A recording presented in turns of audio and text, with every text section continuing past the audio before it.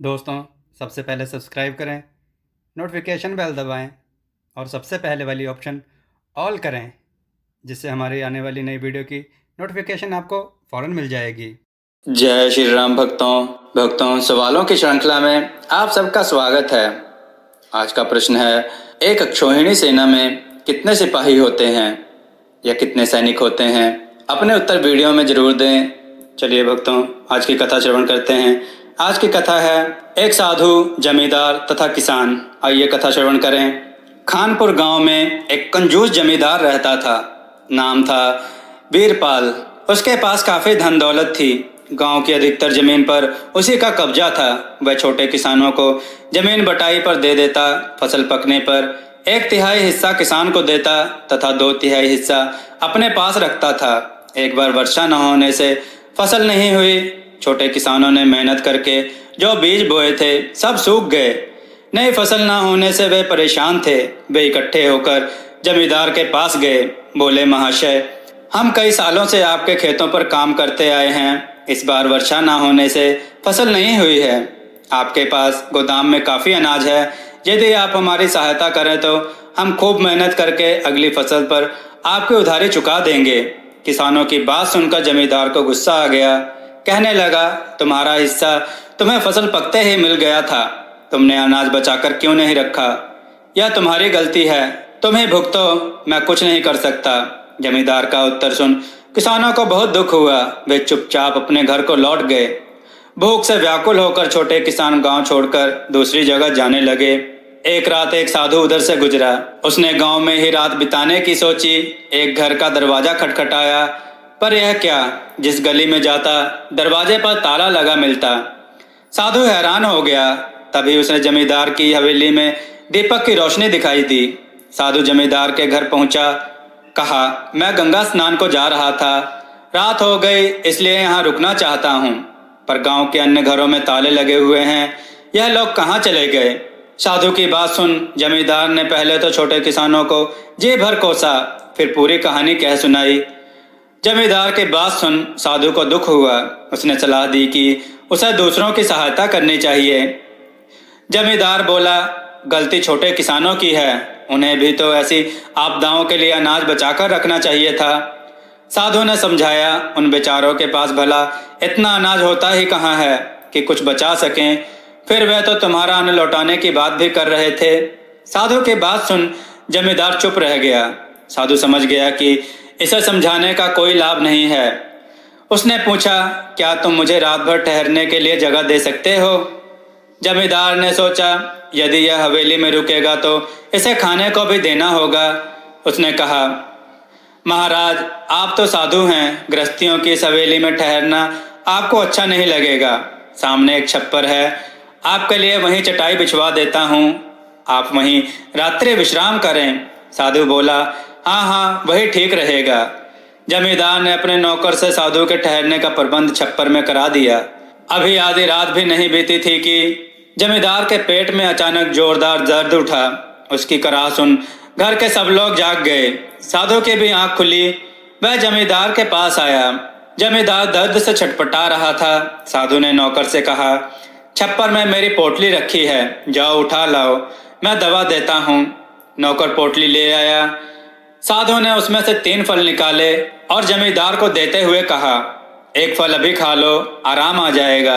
यदि आराम ना आए तो थोड़ी देर बाद दूसरा फल खा लेना। यदि फिर भी आराम ना आए तो तीसरे फल का भी सेवन कर लेना। ये बहुत दुर्लभ फल हैं। ध्यान रखना, यदि पहला फल खाने से ही आराम आ जाए तो बाकी फलों का सेवन मत करना। इतना कहकर साधु पुनः छप्पर में आकर लेट गया। जमींदार की पत्नी ने एक फल काटकर उसे दिया। फल खाते ही जमींदार को चैन आ गया। उसने अपनी पत्नी से कहा, अब तुम लोग जाओ, शेष दोनों फल भी मेरे पास रख दो। सब लोग सो गए। जमींदार ने सोचा, ऐसे दुर्लभ फल नहीं मिलेंगे, क्यों ना मैं इन्हें छिपा कर रख लूं। साधु से कह दूंगा, पहले फल से आराम नहीं आया, दूसरे फल भी खाने पड़े। उसने ऐसा ही किया और दोनों फल छिपाकर तिजोरी में रख दिए। अगली सुबह साधु जमींदार के पास आया और स्वास्थ्य का हाल पूछा। जमींदार बोला, महाराज, तीनों फल खाने के बाद ही चैन पड़ा।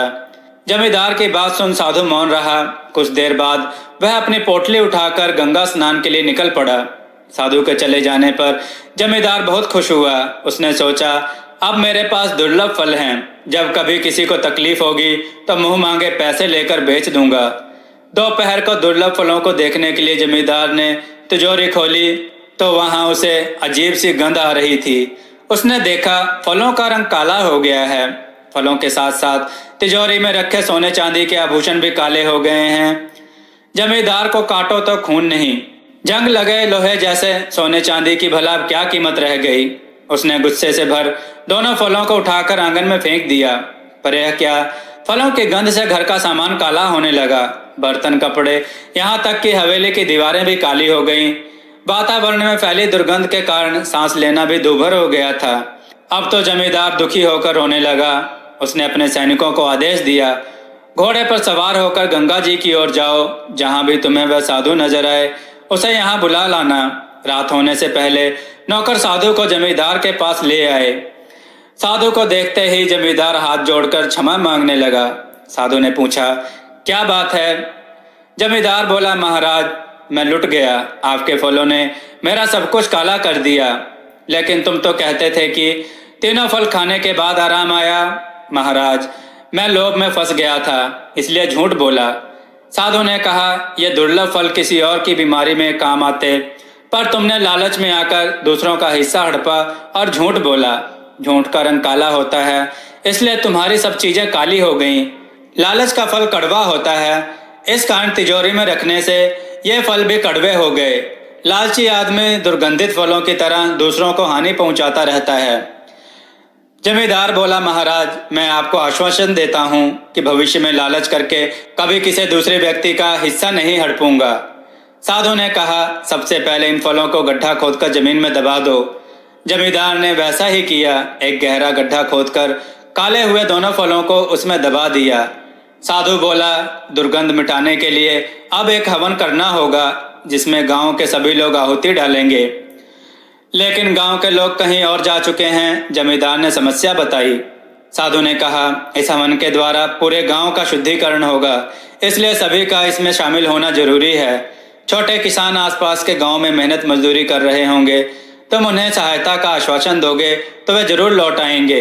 जमींदार को बहुत बेचैनी हो रही थी। उसने अपने नौकरों को आदेश दिया, पास के गांव में जाओ और किसानों को वापस बुला लाओ। उनसे कह देना जितना अनाज चाहे गोदाम से ले लें। नौकरों ने पास के सभी गांव में जाकर घोषणा कर दी। किसानों ने सुना, सब खुशी खुशी अपने गांव वापस लौट आए। जब सब लोग आ गए तो साधु ने हवन प्रारंभ किया। हवन के शुद्ध धुएं से वातावरण महक उठा। धीरे धीरे सब वस्तुओं से कालिक समाप्त होने लगी। हवन की समाप्ति तक सोने चांदी के सभी आभूषण पुनः चमक उठे। उन्हें चमकते देख जमींदार ने चैन की सांस ली। उसने गोदाम का अनाज छोटे किसानों में बंटवा दिया। हवन से एक और करामात हुई। अगले दिन बादल घिराए और शाम तक वर्षा शुरू हो गई। किसान खुश थे, अकाल खत्म हो गया। साधु महाराज भी अगली यात्रा के लिए चल पड़े। भक्तों, आपको यह कथा कैसी लगी? अपने विचार और सुझाव कमेंट में जरूर दें। हमारी कथाओं को लाइक करें, हमारे चैनल को सब्सक्राइब करना ना भूलें और हमारी कथाओं को शेयर जरूर करें, जिससे लोगों को अच्छा ज्ञान प्राप्त हो। जय श्री राम भक्तों।